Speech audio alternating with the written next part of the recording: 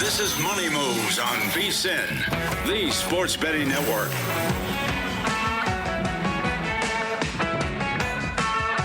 Hour 2, Money Moves coming at you live from downtown Las Vegas Circa Resort and Casino. He's Jonathan Von Tobel. I'm Stormy Buonantony. We got best bets coming up at the end of the hour. We're going to deep dive into the Monday Night Football prop market. The 49ers and Carolina Panthers going head-to-head. 7.5 point spread, depending on where you look. Why are you laughing? And it better not be about me. No, it's not about you, even though that's low-hanging fruit. It's too easy. Adam Schefter tweets out, we get the news today that Greg Olsen is going to take over as offensive coordinator for the Las Vegas Raiders. Not commentator Greg Olsen, the other one. Speaking of the Carolina Panthers. Yes. This is going to be, I did not realize this, Olsen's third stint as the Raiders offensive coordinator. He was the offensive coordinator 2013 to 2014, then again 2018 to 21, and then now he is taking over in the interim role. So, great job. I know. Absolutely tremendous. Coming up in... Surprised one of Carol's kids didn't get it. In about 15 minutes, we are going to do You Approve This Move NFL edition, looking ahead to the Week 13 lines. Double digits for the Raiders against the Chargers. Any new coordinator bump? No, but guess what side I like? You like the Raiders, don't you? Yeah. You're sick. You're sick. I'll explain it. I have a method to this, but yes, very much so. I love that you also didn't finish that of I have a method to the madness to admit that it was madness. Of course at least. Got to zig when they zag, buddy. Speaking to that, though, in addition to NFL, do you approve this move? We're going to do a similar exercise with college football from the openers that we saw come out Sunday, where those lines have moved. It is rivalry week in college football, so a lot of fun ones, and there is a little bit of a trend. We're seeing a lot of the underdogs getting played early in those rivalry games. So we'll discuss that in a moment. But let's kick things off like we were talking about Monday Night Football. I am dressed in my Monday red, ready to go for the big night for my boys. And from a prop market perspective, I think there's a lot of really interesting angles here. And I wanted to start with Bryce Young passing, if you will. Let me cook here for a moment, because we talked about how Bryce is coming off the best day he's probably ever had passing the football, right? The passing yards numbers for him. 209.5 is the prop. The attempts set at 31.5. The completions at 19.5. He went under all three of those numbers in 7 straight prior to last week. And yet, I am tempted to bet the over on a handful of them. Most notably, the completions is the one that really stands out to me for a San Francisco 49ers defense that has become, as our guy John Hansen likes to say, a pass funnel. Significantly. They do not have a pass rush to speak of. 12 sacks for the season, dead last in the league. 31st in pass rush success rate, which in turn has caused their pass coverage to really suffer. They're allowing the second highest completion percentage to opposing quarterbacks, second only to the Dolphins. Only have 3 interceptions, second worst behind only the Jets, who somehow have 0. They are bottom 8 in total yards allowed per game, bottom 5 in pass yards allowed per game. We just saw Jacoby Brissett, even in a game that they lost by 22, go ham, setting an NFL record for completions. Do we think Bryce Young can do that? I mean, not an NFL record, but we think Bryce Young should be able to take advantage of this defense the way that some other teams have. I think so. I mean, I think it's perfectly plausible. And I do think there is not a solid comp, but I will go back to week 2 where they fall into the hole really quickly against Arizona. And he comes out, 55 attempts on 59 dropbacks, complete 35 of them, throws for 328. They come storming back and almost win the game. I think there is a reality which that happens. The other thing that I thought stuck out about Bryce Young, I mean, you hit all the key numbers. One of the things you didn't mention, if you listen to people who are smarter than I when it comes to film analysis on Bryce Young, one of the things that has stuck out is his avoidance of throwing over the middle, especially past the sticks. It's just one game, so keep that in mind, but maybe there is some confidence growing here. Against Atlanta last week, between the numbers and across the line of scrimmage, or beyond the line of scrimmage, 11 to 26, 202 yards, 12.6 yards per attempt, a touchdown and no turnover worthy plays. So he is maybe gaining some confidence, maybe starting to work on some aspects of his game that he doesn't really have in terms of throwing it over the middle. He is very small, as we have pointed out, and so pressure does bother him quite a bit. But if there is no pressure, and this is the team that is dead last in pressure rate, as you've talked about, I think that would allow him to have a big night tonight. Mm-hmm. And for those of you that are watching us on YouTube TV, the VSiN Watch app, you saw that graphic talking about the AI Opta player projections that are on there. Opta AI has Bryce Young going over all of these numbers as well. For the yardage, more than 17 yards, has the projection at 226.76. The attempts over, again, that prop set at 31.5. He's projected to have 34 plus. The completions, the prop at 19.5, projected 22 plus. So keep that in mind. And a reminder to vsin.com/subscribe. If you join us on a full-time basis, you get full access to these Opta AI player projections. Opta AI, the trusted data source behind elite soccer analytics in the UK. You get data-driven projections for quarterbacks, wide receivers, running backs. Plus, right now we're doing the NBA 2 JVT, all compared directly to DraftKings lines to help you find value. Again, vsin.com/subscribe is how you can get in on that. Anything else passing-wise before we move on you want to hit? Passing-wise, no. I mean, I'm just curious to see what Brock Purdy has. But I do think that ties more into some of the skill position guys like Kittle and McCaffrey. So let's go down the George Kittle road because I know we both have thoughts on this, but you brought it up in hour one, and it does feel like it should be a matchup advantage for him against this Panthers defense. Yeah, well, specifically, you're down to interior linebackers. So as we know, linebackers generally going to get some of those coverage assignments against tight ends and running backs out of the backfield. So the fact that Roseboom and Wallace are not going to play today, you're two starting on the interior, that's a blow for Carolina. You're already a team that is 32nd against tight ends when opponent quarterbacks are targeting their tight ends. Panthers defense 32nd in the NFL. There's 32 teams, so they don't defend tight ends relatively well here. If this is going to be a weakness that already is for a team that's losing two starters in that key position, look, San Francisco and Shanahan's offense, they target linebackers like crazy. It's like one of the key premises of their offense. Why wouldn't I assume then that because these guys are down, that this could be a big game for George Kittle, whether it's through the air in terms of receiving yards, 57.5. The longest reception is pretty long at 21.5, but if you're working that off of play action, you could get a pretty big play from Kittle. I think it does extend to McCaffrey. I know you wanted to talk about that a little bit later, but I think that there is a reality in which, the two obvious choices, McCaffrey and Kittle in this offense, actually might be the choices for you from a prop standpoint tonight, only because of the weakness and the issues injury-wise for Carolina at the linebacker spot. And it is interesting, too, when you look at some of Carolina's total defense numbers. Their pass defense has actually been pretty good this season, sixth best in terms of yards per game allowed. They've given up the second fewest touchdowns in the league to opposing wide receivers, just 1,400 yards. So they're good against wide receivers. But against tight ends, to your point, they have really struggled. Fourth most yards allowed, fifth most fantasy points in the league allowed. It's whether it's completion percentage, catches, targets, all of that stuff. So the one I was particularly targeting was the receptions. It is a little bit juiced at around -130, but the receptions for Kittle at 4.5, I think he should get there. The anytime touchdown for him as well for inquiring mindset at +120, but I did stay off of that. But let's go to Christian McCaffrey, as you mentioned, because he has taken on his former team for the first time since that midseason trade in 2022. I assume a lot of people are going to be eager to back him in some way, shape, or form today. And unfortunately, though, I think the books are kind of thinking that way, too. We were talking in the commercial break about what the pricing is for an anytime touchdown right now. -380. He's +140 for 2+ scores. 5-1 to have 3+ touchdowns, JVT. What? According to the market, it is almost as likely that Christian McCaffrey scores 2 than George Kittle scores 1, as George Kittle scores 1. Wild. So absolutely wild. Yeah. +275 for the first touchdown.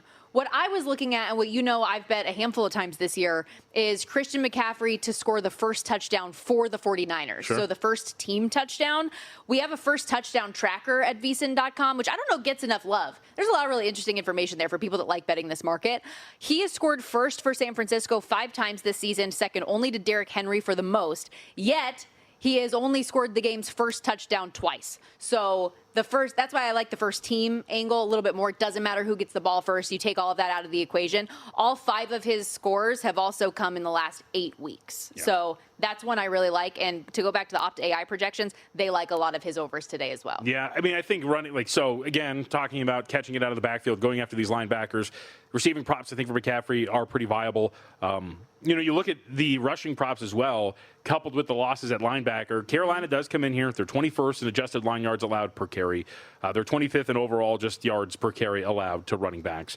They don't cause a lot of havoc plays, and they have a tendency to give up some explosive plays, specifically second-level yards per carry. They're 22nd in the NFL. Open field yards per carry, they're 25th in the NFL. So this is a defense that not only you can run on, you can generate explosive runs if you're the San Francisco 49ers. And when you have your two linebackers out in a run defense that at times has been relatively solid, I think that kind of equates to looking at McCaffrey, maybe not so much over rushing yards, which is a possibility. But, we've talked about these a lot in these primetime games when we talk about these props. Longest rush for McCaffrey is 14.5, shaded to the over at minus 120. That was also something that I thought about looking at here for tonight. I think you can get an explosive out of McCaffrey to get 15 yards or more on a single carry. It seems like something that can happen. So that's kind of where I'm looking at for both of these things, whether it's explosive receiving for Kittle or McCaffrey on the ground. I think you can do that here against Carolina. Christian McCaffrey had a pretty magical rookie year for the Carolina Panthers. Carolina's got a pretty good rookie of their own right now in Tedero McMillan, who's the favorite for offensive rookie of the year, plus 135. How important is a good performance tonight in the grand scheme of things for him in that market? Man, should we be adding They're him? on prime time. Should we add him? Maybe. I mean, I know it's a plus price, and everybody's going to be like, oh, come on, no. Like, no, but he could really take this. Emeka Egbuka has really struggled. And, by the way, he just potentially lost his starting quarterback here. And you got Jackson Dart, who's missing all this time with the concussion. Yeah, I think they're failing. I hate to do this to you because, you got a good ticket on Dart, and the odds are still there. I kind of want to put a line through Dart. Yeah. I mean, they're pretty slowly rolling this out. There's no need to bring him back. Who knows if he is. Tyler Warren's probably still live. He should be, but I don't know. They don't get enough. My guy doesn't get enough respect here. But just real quick, last 6 games, Emeka Egbuka, 23 receptions, 304 yards, just 1 touchdown. Tedero McMillan, 7 more receptions, 93 more yards, and 3 more touchdowns. He's really come on pretty strong here. To your point, if you're right about the way you've broken this down with Bryce Young coming off of his best game, the ability to go after the 49ers, I think that we come out of this potentially with him not only just being the favorite, but the odds-on favorite. Good food for thought. We will tell you at the end of the hour our firm, cemented plays, what we're going with at the end of the day. But speaking to the Tampa Bay Buccaneers, you mentioned the injury to Baker Mayfield. We have seen a significant move in their game against the Arizona Cardinals this week, despite nothing firm on whether or not he'll be available. We'll hit on that line move and more looking ahead to Week 13 next.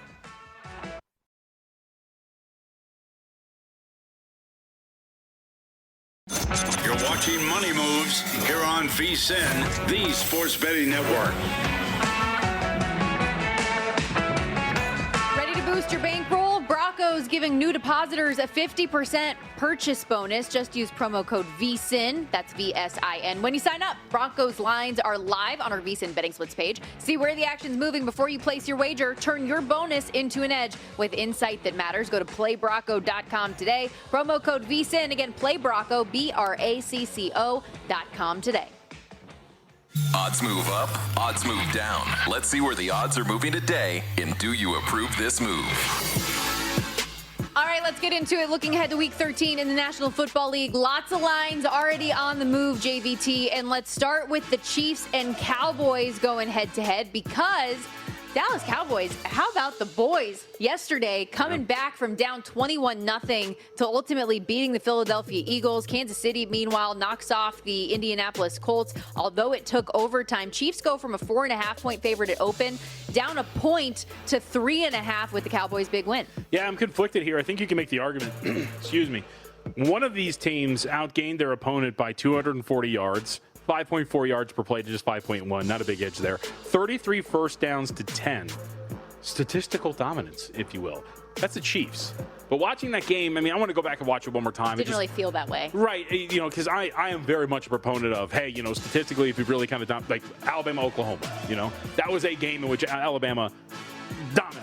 But the key things went wrong for them, so they lose the game. But Indianapolis, I feel, had a little bit more there. Regardless, I think you can make the argument that Kansas City maybe comes into this feeling pretty good, even though the overall performance, like you said, it took an overtime win. I feel like I'm leaning Kansas City here. Is the ultimate premise. So you don't agree with So me? I don't think agree maybe with it's a little it. Yeah. off. Okay. How about Bengals and Ravens on Thanksgiving as well with Cincinnati? It looks like getting Joey B back in the fold in this one. Zach Taylor said he expects Joe Burrow to play against Baltimore. Worth noting, however, T. Higgins and Trey Hendrickson will not.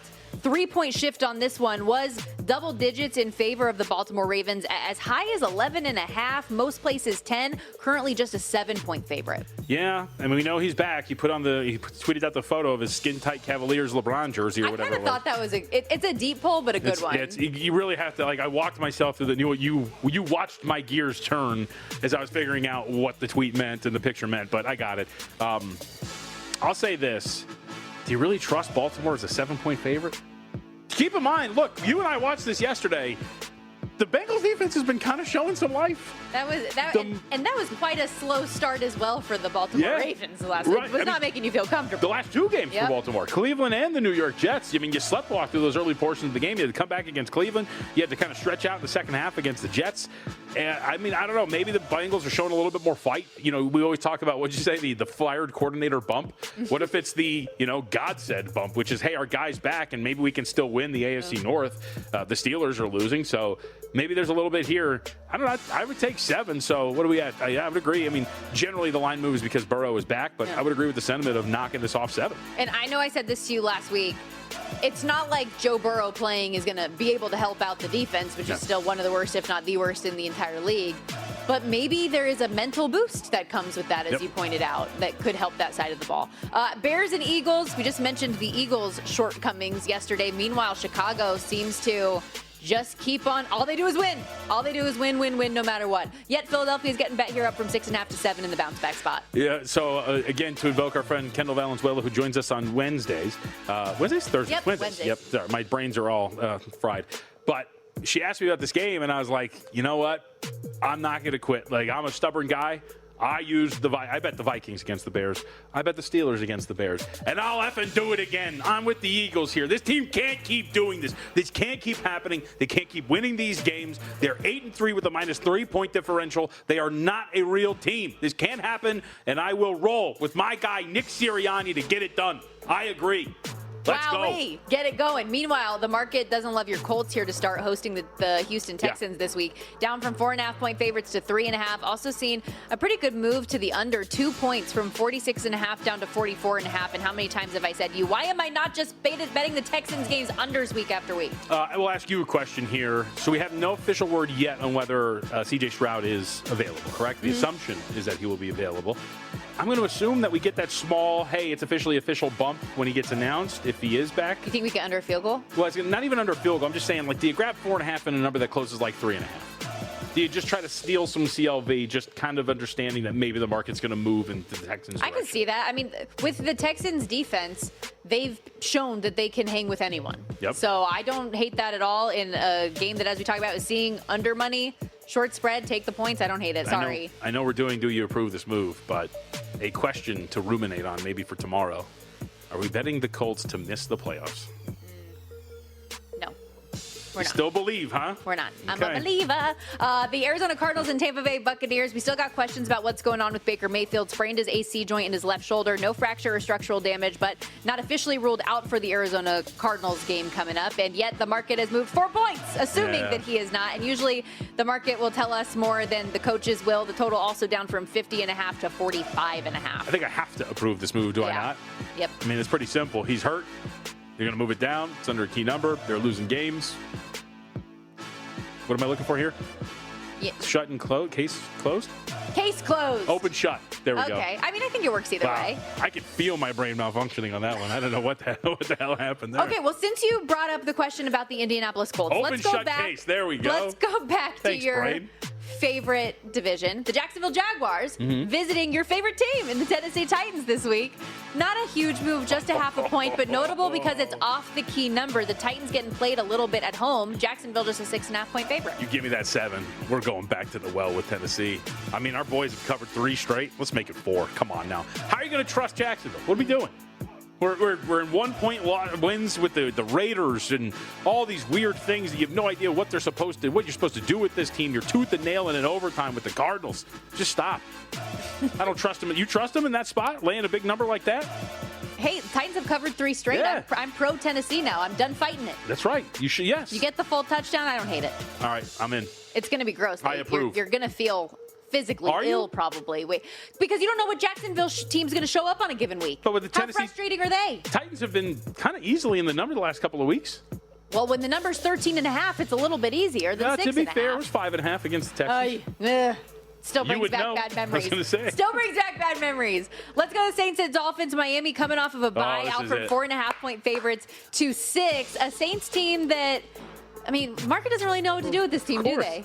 No. So, okay, I'm going to pull this up so I have this right in front of me. So just this last week, this is why, again, I go back to sometimes you just kind of don't understand where we're at with these teams for the most part. Just this last week, the Saints were considered equals and or better than the Falcons. Not that far off from where the Dolphins were the last time we saw them. Maybe about 1.5 points difference between the two. And then now we're at 6? What are we doing? They can't figure out what this team is supposed to be at all. Rightfully so. Kind of gauge that, hey, Marcus getting a little too much here. I understand the injuries. We talked about that, right? But the Falcons, they're not worse than the Saints. Sure enough, they control that game from tip to tail. And now here we are. After the market gets burned and overvaluing New Orleans, now we're just going to crater their power rating? I don't know, man. It seems all over the place with New Orleans. Give me the Saints. I think it's a bridge too far. I'm loving your phrasing today. Open and shut case. That's from right. Tip to tail. That's right. Next thing you know, the worm is going to turn. No. Vikings at Seahawks. You kind of beat the death out of that one. That's your phrase now. And I'm going to keep it going. Yeah. Seattle was a 7.5-point favorite. They're out to double digits now, 10.5. Total from 44.5. 3 points to the under at 41.5 with the news J.J. McCarthy currently in the concussion protocol. Also have to keep in mind Carson Wentz is injured as his backup. So could we be getting the Max Brosmer experience for the Minnesota Vikings in Seattle? Okay, I'm going to read something to you guys. I sent this to our group chat, but I don't think you read it. You have a penchant to avoid some of the things that I send, even though I respond to everything. I'm just a busy bee.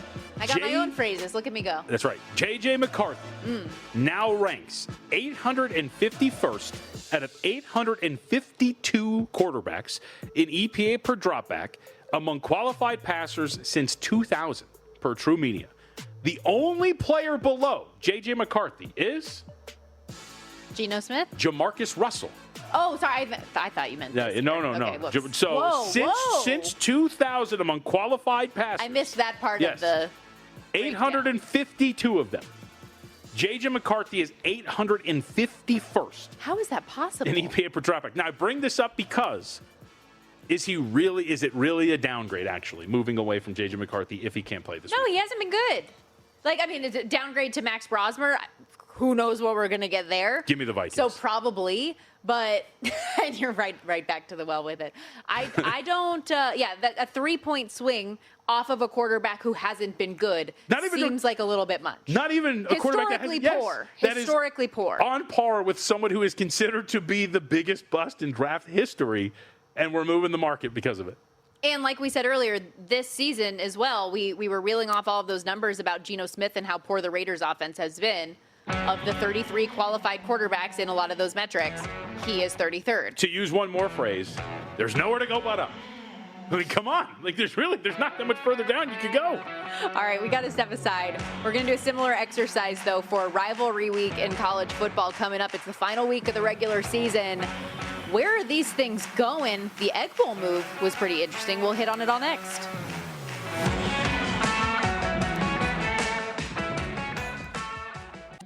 You're watching Money Moves here on VSiN, the Sports Betting Network.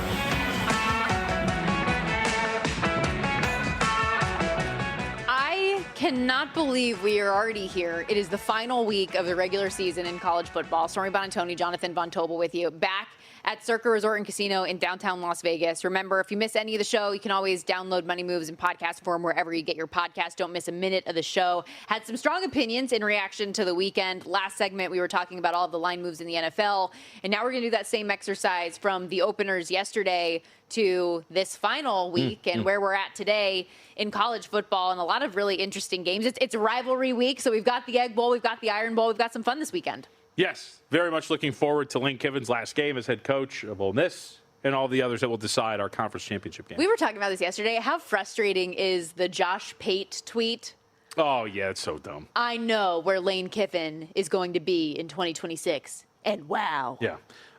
Just driving up engagement because you either don't know and you're just doing it or you're just doing it for attention. Kills Either me. way, it's a ridiculous move. Enough is enough. Well, let's go there first for, I know we had the whole music and do you approve this move. We're just going to talk through these games a little bit. Ole Miss at Mississippi State coming up this week. The Rebs open an 8.5-point favorite, but we're seeing the boys from Starkville get a little bit of love here early in the market, down to 7.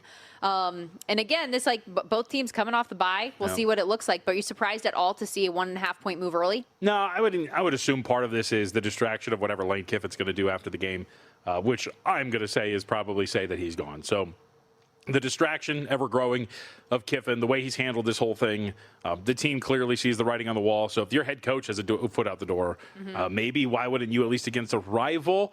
Having said that, there's still a potential playoff team. It's such a weird spot to be in if you're Ole Miss. So I can understand maybe you wanted to go in and at the very least grab 8.5 and move it off of that number. That is something that I just think would be awful. And I appreciated Nick Saban on College Game Day last week diving into. You didn't like it?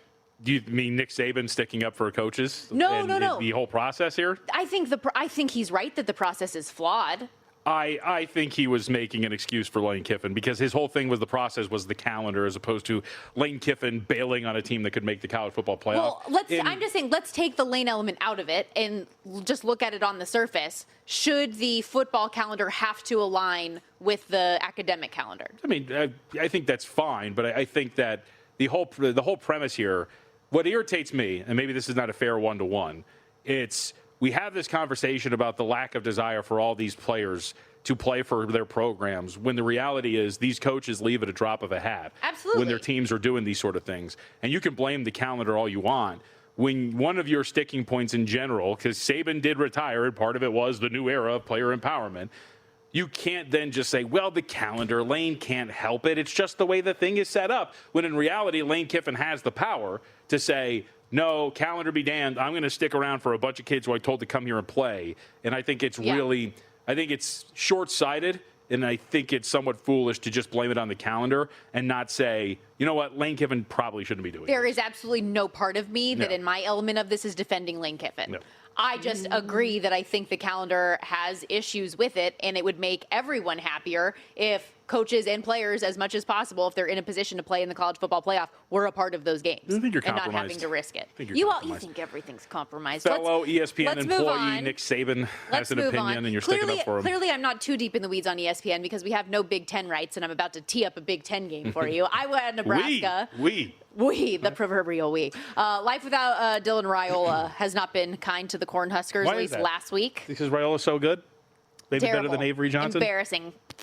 Torched 37-10 by That sound you heard was actually Avery Johnson's performance over the weekend. Wow. No, okay. I don't even think Avery was that bad. Shoeless Joe Jackson was just better the way he was running all over the freaking football. He said Joe Jackson for Kansas State at Utah set a Rice-Eccles Stadium record for rushing yards and broke the Kansas State career single-game rush yards set from Darren Sproles in 2004, and they still lost. Insane game. Very fun to be a part of this weekend, though. That said, Iowa, Nebraska. Iowa, after a couple really tough emotional losses to Oregon and USC, they finally get in the win column against Michigan State. They're getting played here, a 2-point move in favor of the Hawkeyes. Yeah, I mean, I think I kind of get it where we're at here, what we've seen from Nebraska. And Iowa's actually, some tough losses to some really good Big Ten foes, but Iowa's proven to be, I think, upper echelon, above average Big Ten team. Mm-hmm. And the defensively, I think they're going to be able to hold down Nebraska from what we've seen from them. I need the win for my season win total. For Iowa? Stupid Cal! Yeah, Cal. Oh, my God. I mean, it got your boy fired. Yeah, Justin Wilcox out at Berkeley. You called it. We talked about it on the air, and you thought that maybe that was going to be a move that they were going to make at some point. Mm-hmm. The numbers just didn't bear out the rationale to keep him. I do feel for him, though, if they were contemplating whether or not Justin Wilcox was going to get another year, and then when you lose that way to another middling team that you should beat, especially with some of the talent you have, not a great look. So I feel for him from that sense. But Nick Rolovich, former Washington State coach, former Hawaii head coach, little bit of an interesting twist given why he was fired from Washington State to now be the interim man at Cal, of all places. I'm going to say interim is good. I don't know. You have a better read on this program, but I'd be surprised if Rolovich is the guy. It wouldn't shock me as much as you might think, although from a narrative standpoint, probably not the best fit. Yeah. Jaren Kiave-Sangapulotele loves him. Okay. And if you're trying to keep JKS, I wonder how much that could play into the thought process. I don't know. I can't imagine turning down a bag for Nick Rolovic. Did you think it was interesting that? Oh, also I'm seeing all these articles about like the replacement for Justin Wilcox, and it's all these defensive names again. And Wilcox obviously was a defensive guy. Do you not think they try to get an offensive head coach? I mean, I would assume you're doing everything possible to keep JKS, and that I would think would mean bringing in an offensive mind, a high caliber offensive mind. That's I did think it was interesting though that Rolo got the interim gig and not Brian Harsin, who is also on the staff. San Diego State, New Mexico. Let's go to the Mountain West. Woo-hoo. My 9-2 Aztecs trying to get to the ship. 8-3 UNM on the road. Lobos on a bit of a heater, and they are getting played here. SDSU down from 3-point road favorites to just 1.5. Yeah, we'll recap Mountain West plays and best bets coming up here in a little bit, but wrong here about the tricky spot for New Mexico. They went and took care of business. Offense wasn't great, but Air Force's offense was worse. And New Mexico still alive here for a berth in the Mountain West, but you need a win over San Diego State. This is almost a faux playoff game, man, to get into a Mountain West championship game.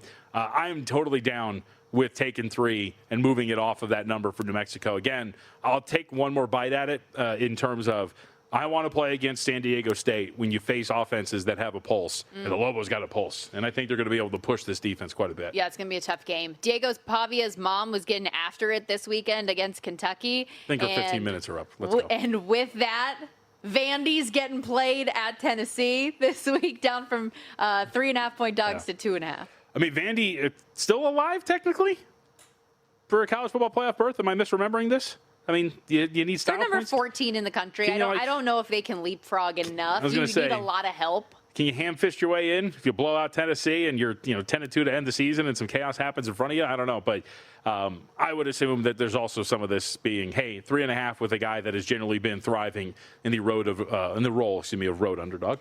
The team on the other side of that loss, Kentucky, visiting Louisville this week. Louisville, their season has really fallen apart as well. They're just 3-point favorites now, down 1.5 points from the opener. Yeah, I mean, you hear some of the commentary coming out of Louisville, too, when it comes to culture, things like that.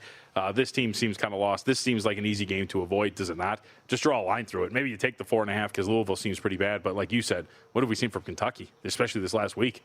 Big rivalry spot, though. They usually get up for it. Speaking of rivalry spots, teams that get up for it, we got the game this weekend, Ohio State at Michigan, and we're nearing single digits now, from 12.5 down to 10-point favorites for the Ohio State Buckeyes. But could we keep going? What do you think? Can't wait. Maybe. They pulled it off last year. Yep. Ended up being the catalyst for Ohio State to win the Natty. Do we see finally just a release of just years of frustration from Ohio State? If they could put it on them, they're putting it on them, are they not? Absolutely. Absolutely.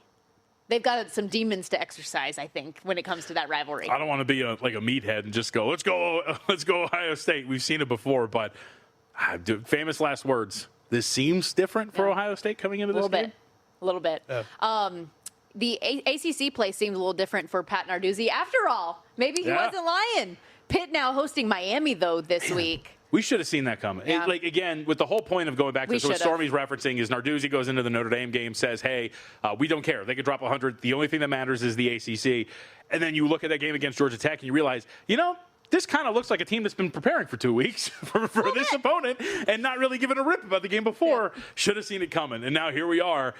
This is it. This has all the marbles. Miami can still make it to an ACC championship game and the playoff if they win this game and other things happen. I can totally understand grabbing at least 7.5 here. Yeah, tomorrow we're going to deep dive into all those situations, what it's going to take to get to the conference title game, some CFP odds, all of that. But yeah, from 7.5 to 6.5 in that one. How about the Iron Bowl from 4.5 to 5.5? Alabama getting played on the road here. We've seen some crazy things with some bad Auburn teams in this spot against Alabama. So I will never sit back and say, nope, they're cooked. But this one, I would be stunned if this version of Alabama has any trouble with Auburn. If I want my BYU Cougars to have a chance to get in, we need some of these teams to fall. Could it be Alabama in the Iron Bowl? Biggest rivalry spot. You're not going to mention UNLV Nevada, huh? No. We can hit that coming up after the break. People are dying. We don't have to. We have to, because that's a significant move. We'll get to how many points it has shifted and why next.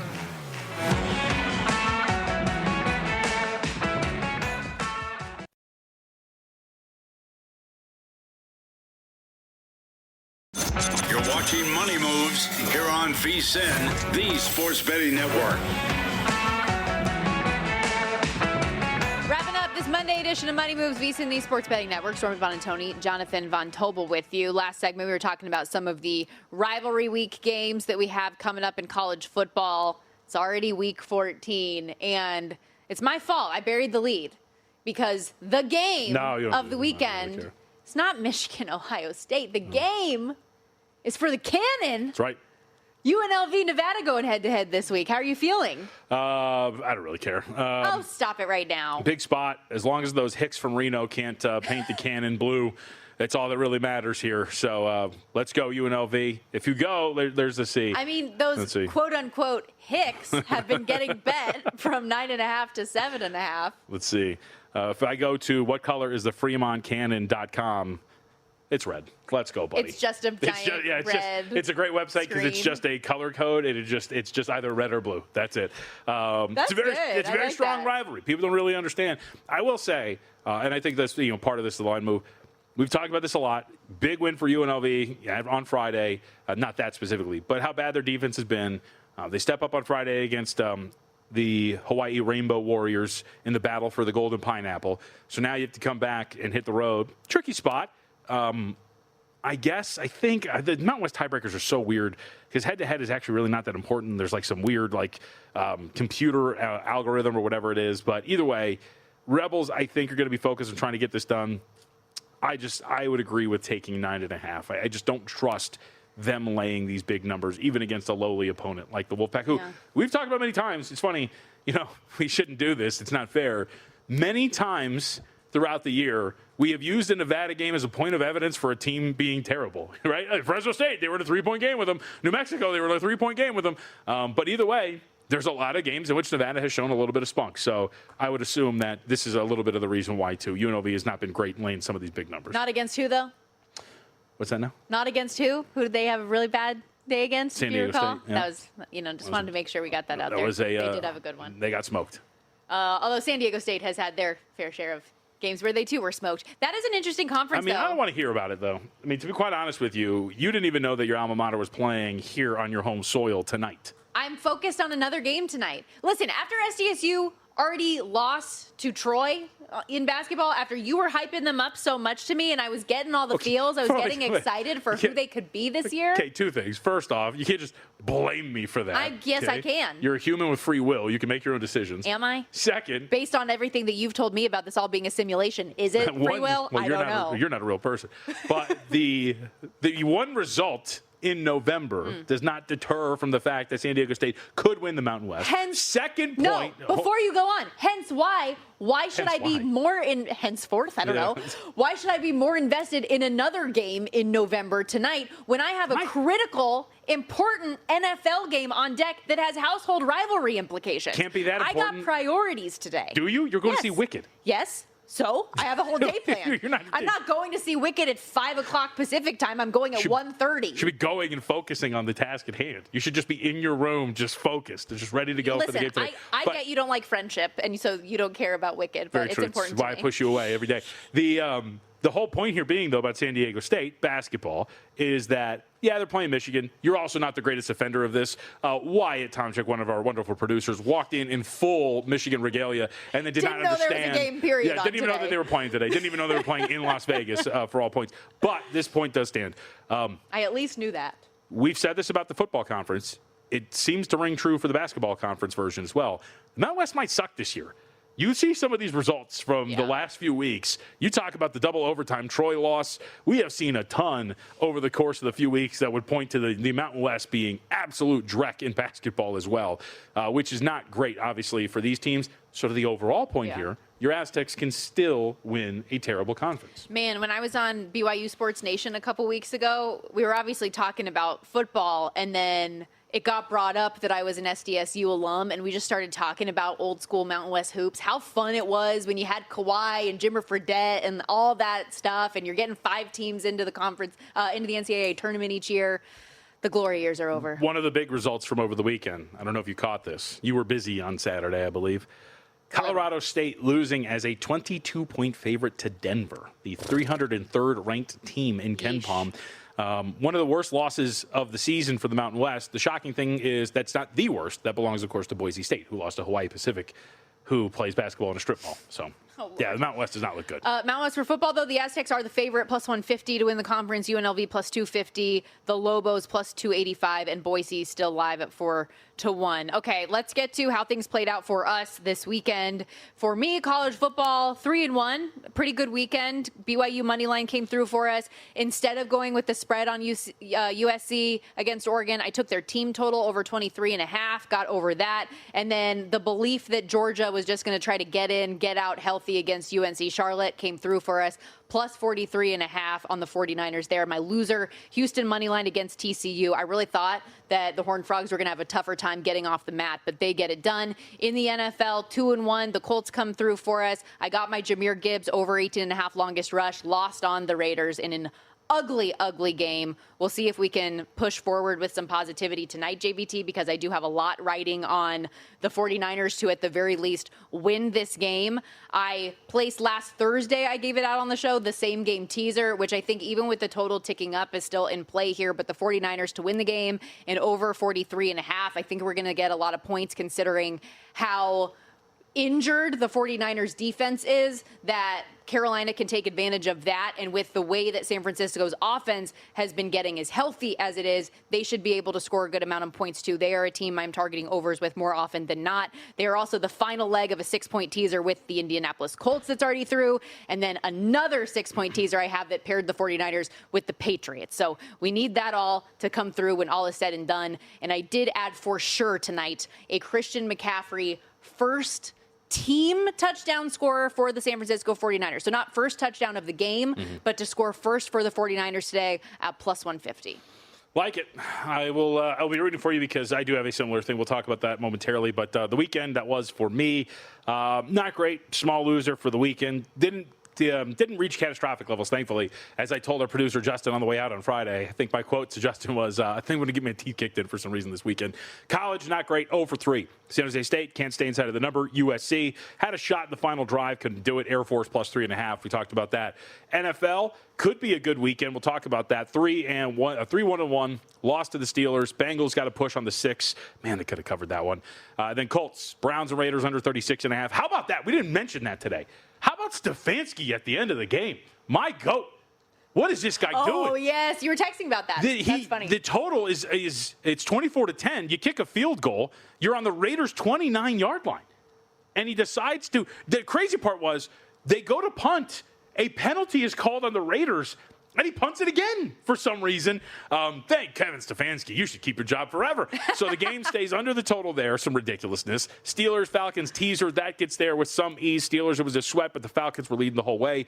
And then Alpi Şengün in that game Friday night against the Nuggets doesn't get there, 24.5 points. Pending for tonight. Just one teaser left, and that leg is on the San Francisco 49ers -1. Falcons +8 was the main leg for me in teasers this weekend. So that we will be waiting for, as well as the San Francisco 49ers just need to stay inside of 3 points. There you go, crew. Thank you very much. To get home, the S's and G's 13-leg, 10-point teaser parlay today.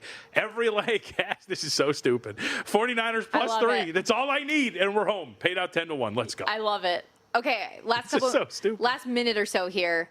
Should I officially add Yes. George Kittle over receptions at 4.5 today? We talked a lot about the matchup problem that he could be for the Panthers defense. For as good as they've been against wide receivers, they really struggle against tight ends. And he's gone over that 4.5 mark each of the last 2 games. He's gone over pretty much everything. He's been scoring at will as well. 4.5, it's -130, so there is some juice on it. And Bryce Young completions at 19.5. Is that too high at -125? Or am I good to go on the over as well? I think the pass game could get it going. Well, I think you're right in that the pass game could get it going, but if we also assume that the market's correct and that this might be a game in which they are trailing, the whole game script thing, all that kind of stuff, maybe you're going to have to throw it a little bit more. So, yeah, let's go with both. Why not both? All right. We're going to add it. Throw it in the spreadsheet. George Kittle over 4.5 receptions. Bryce Young completions over 19.5. All right. I'm so easy to I was going to say, yeah. I mean, this is your ideas, so I don't want to hear it if it doesn't get I just need a little support sometimes in these endeavors. I mean, I'm surprised you're watching it at home. To be honest with you, if that was me in a high-leverage game around people that were not cheering for the same outcome, I'd leave to watch the game elsewhere. I don't do it, and I get very heated about watching games with other people, like a Super Bowl, for example, 49ers Super Bowl. I'm not going to someone else's Super Bowl party and risking having other people cheer. That's just, it's not going to work for me. So I'm very uncomfortable about tonight. I don't love it. My husband is a huge Panthers fan. His dad is in town. His aunt is in town. It's a whole thing. So. And Chris is so very even-keeled. I'm sure he won't give you any. Well, hopefully he'll be yelling at the TV so much that he'll just leave the room, and then I'll have the room to myself. I think that might be the best case scenario for us. All right, that's a wrap for us. Thanks, everybody, for hanging out. We'll be back tomorrow, same time, same place. For our producer, Justin Emery and JVT, I'm Stormy Buonantony. Good luck with the bets.